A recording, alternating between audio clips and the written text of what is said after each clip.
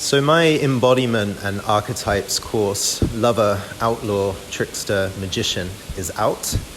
And I did a Q&A webinar call the other day just to present archetypes and a little bit of the themes.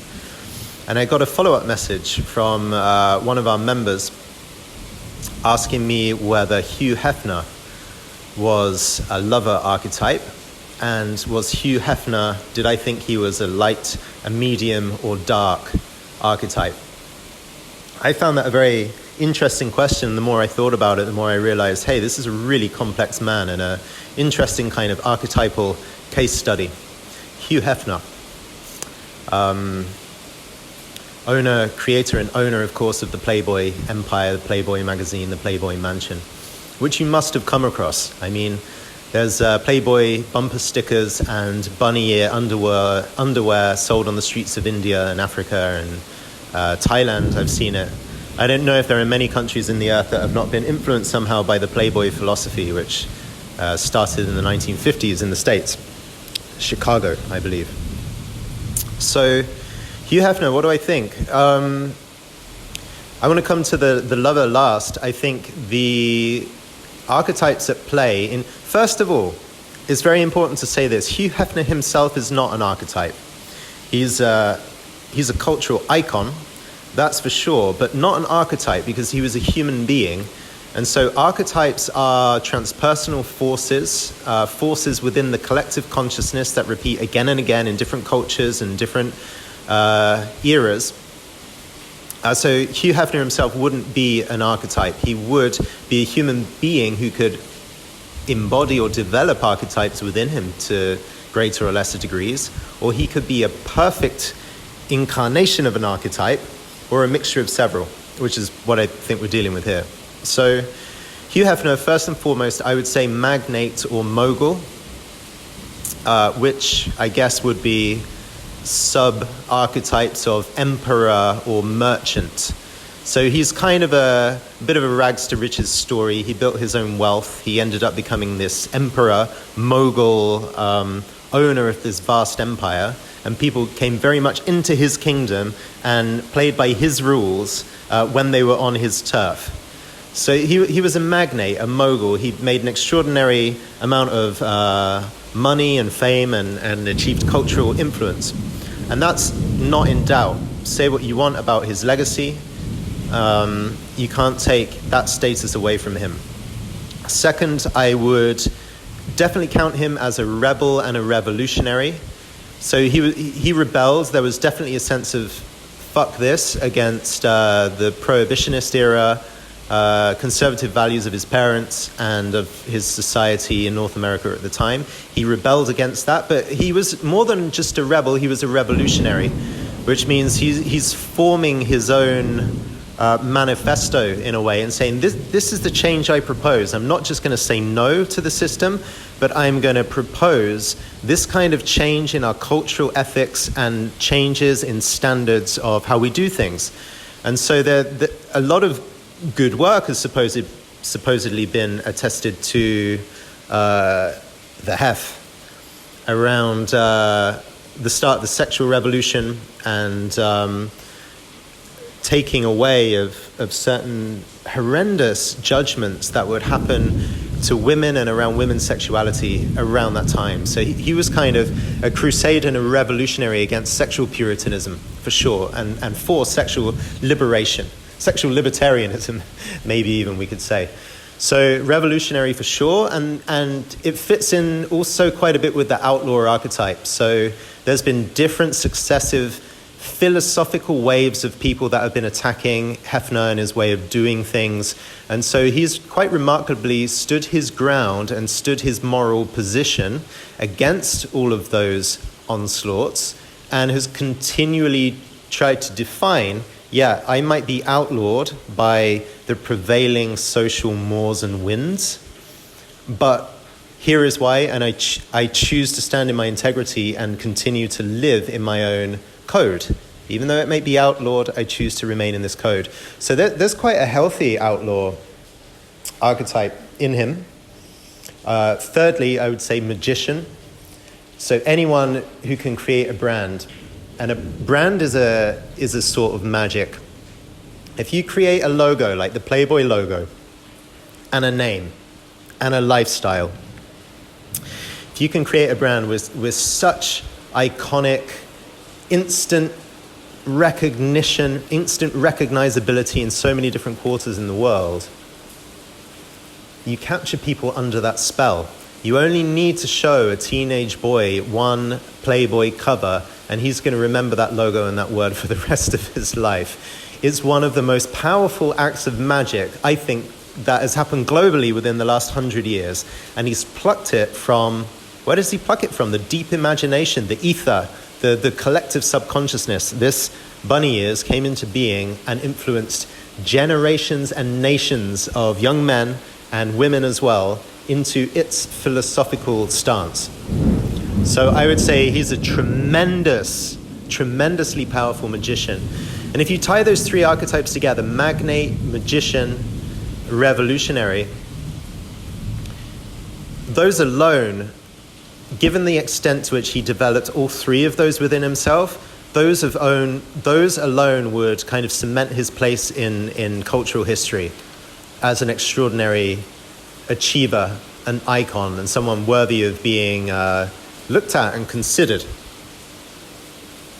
Incredible. So then we come to the lover, which was the archetype that you pointed out. To what extent is Hugh Hefner a lover? And I think it's in this dimension where his maybe legacy is most controversial. So on the one hand, there has to be some kind of love for women and love for life to make women and the erotic and this whole theme the subject of your media empire. You got to like the feminine form. Otherwise, you're going to go into oil or steel or precious metals or something like that, right? So he obviously wanted to make women the commodity of his business, which I guess there we're hinting at where it might fall down. I would say in Hefner, in some of the interviews that I've seen him in, he can have this beautiful puer aeternis energy, which is the archetype of the eternal child. So there's something kind of wondrous and boyish that permeates him and his brand. And Playboy speaks to this kind of post-prohibition era young boy who never saw an erotic magazine before, didn't really see naked women, didn't have much sexual openness, excuse the thunder, around him. All of a sudden he gets this, and what is unleashed, first of all, it's not a really adult erotic form, it's more of the young boy who's like full of wonder. Wow, women, breasts, amazing, like centerfolds, cool. Hey, have you got your dad's Playboy, where is it stashed? In the garage, in the woods? Like, let's go out and read the magazines. There's a youthfulness which is really beautiful and actually very uplifting about the lover in him. But it's the more kind of adult areas of his lover archetype where I start to suspect a little bit. And I wonder if the Hef was prone to addiction, addictive behavior, commoditizing, consuming of women, both in his brand and in his personal life. I don't know. There's lots of stories about overindulgence, drink and drugs in the Playboy mansion. So it makes me question the depth of emotional intimacy that he might have had with his partners. And I can't profess to know too much about that. I'm so far away. I wouldn't want to judge, but I do wonder, to what depth of connection would he have gone? To what extent of vulnerability might he have gone to? To what extent did he love for the sake of love? And that's the hallmark of the lover archetype. The lover is content, more than content. The lover is in love, to be enraptured and in the moment in love. That's it. There's no doing, there's no getting anywhere, there's no grasping, there's no controlling, there's no contracts, there's no managing of a harem. A harem might appear around a lover as if by accident, but there's no kind of conscious design to develop and ongoingly manage a whole fleet or army of women. So I don't know. That's where my jury is out and probably will forever be out with the Hef about the lover archetype. And also bear in mind that we're kind of measuring in different cultural standards when I say this. So the culture of how men would be around women and treat women from the 1950s to the 1970s is extremely different to what is seen as good and right today as we move into the 2020s. And I think the conversation around how much objectivization of his women was there versus the radical subjectivization, to be able to see under appearances and get to know the mind and the spirit and the soul of a woman. This is a conversation which is much more commonplace now than it was back then. And so I think if we look back at the legacy of who Hugh Hefner was as a lover, he would fail quite appallingly in today's milieu, whereas he was really revered in his own. Having said that, I think there were obviously lovers from much older eras than Hugh Hefner, who had a much more generous and intoxicated love of women and love of beauty than I imagine Hugh Hefner had. So, with all that said, if I wanted to work with a lover archetype within myself, I probably wouldn't look at Hugh Hefner as being one of my prime exemplars. Casanova seemed to have a greater love of falling in love without any need to co-opt and have his love take any kind of form.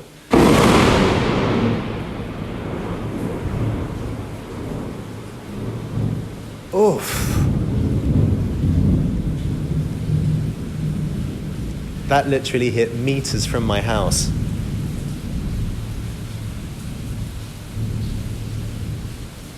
The sound and the lightning completely together. Shit.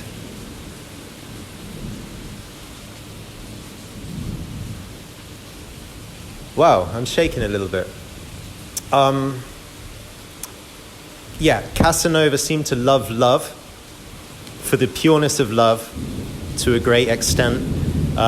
Even reading Zan, the Alabaster Girl, is a very modern incarnation of the lover archetype, which I think is a lot purer. Zan says something like, beauty is my muse, or beauty is my direction. I could hang like a bird all day in its current. So essentially there's nowhere to go, there's nothing to do with beauty, there's nothing to do with your love and your intoxication other than to behold it in resplendent wonder. And Zan gives a much clearer, cleaner transmission of the lover archetype than Hugh Hefner, I think. And if you want to go to more abstract levels of the lover, you've got Rumi and the great kind of mystic poets who would talk about the love of God, the divine burning passion, which transcends even the female form and women themselves. The love is just that pure. They become enlightened off just how much they loved. So yeah, I think in the case of Hugh Hefner, if you look at him as a lover, I think the potency of his lover archetype is very curtailed by how strong a magnate and a rebel and a magician he was. And I think there's a bit of a trade-off, which is he might have loved women really, really purely, but because he's had such revolutionary and business interests, I'm sure that there were moments where those archetypes collided, and the purity of his love might have involved moving that love and moving his romantic drive in a particular direction to contribute to his brand. Rather than loving the women purely for who they were themselves, there might have been a bit like, how can I love these women but also show off that I'm living the Playboy lifestyle, drive magazine sales, make the Playboy mansion a thing of myth. And as soon as you're doing all of this kind of progress-oriented business growth as a magnate, growth of a brand, I think individual women might, in terms of intimacy and relationship, be left to the wayside. And then you've got the kind of the mixed legacy. If you look back at the later years of Hugh Hefner, I think he certainly became a bit of a parody of himself, at least in a lot of people's eyes. And I wonder to what extent his objectivization of women might have been repaid by women objectivizing him as a kind of money bags to get their career going. This is just all that kind of controversy, let's say, which is very unclear. So you asked finally, this is turning into a long one, you asked, is Hefner a light, a medium, or a dark archetype? And I'd say he's got a good smattering of all three, which make his, if you look at him in interview, is quite interesting. He's got this cordiality, this eternal child, lightness, a love and a gratitude for his life, great, a manner, an inviting manner. His medium side is not far away. You can see that this is a robust body. You're not going to get one over on him very easily. I think he's a guy who knows his boundaries and will kick back and fight and take control of a situation. And then dark archetype, have there been moments in his life and career, like a secret shady moment in the dark forest on a midsummer's night where Hugh Hefner might have killed away some opposition to his growing business? And I'm not insinuating murder. I'm talking about a psychological death, a firing of an employee, a disappearance of the career of a young bunny because she did something untoward. Could there be such Machiavellian moments in the life of the Hef? I would say that there's a little twinge of, there's more than a little twinge of a dark power that feeds into the Hef as he sat there in his palace, in his burgundy robe, being all stately in an interview. Anyway, I hope you've enjoyed it, if nothing else. And if anyone's listening who has an interesting figure they would like to hear an archetypal analysis of, then send it my way. You can get in touch with me, Jordan at arsamurata.com. And if it lights me up, I might come back and do another one of these.